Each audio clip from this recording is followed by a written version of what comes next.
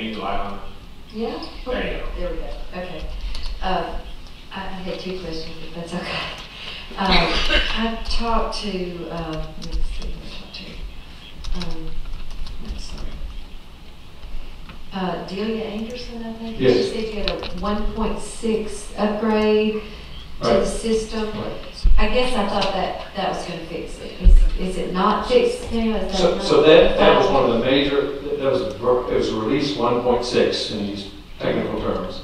And that did a number of the changes, including allowing us to do these redeterminations. So that was one of the major components we put in, was 1.6. When I said we made progress since January, since the changes we've made, that was one of the examples of, I mean, it was a big watershed for us to get that 1.6 into. It was a big system fix.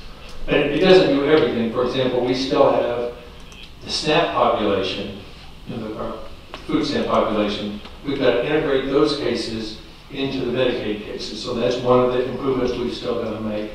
We still want to make it easier for your constituents, our clients, to be able to go on the system and really be able to see where they are and what that looks like. But that's kind of additional software, additional coding you have to do to create. So there's these pieces we need to do. But that was one of the big ones, and that's why we're now able to ramp up and do these redeterminations that we had to delay on. There's 1.6 as part of what they did. And that's only been in place for 2 weeks, right? I think I talked Yeah, weekend before last or that's something right. like that. So Right. it's very recent. Right. But that's not the final fix, is what you're saying. These other things will have to be done yet. That's right.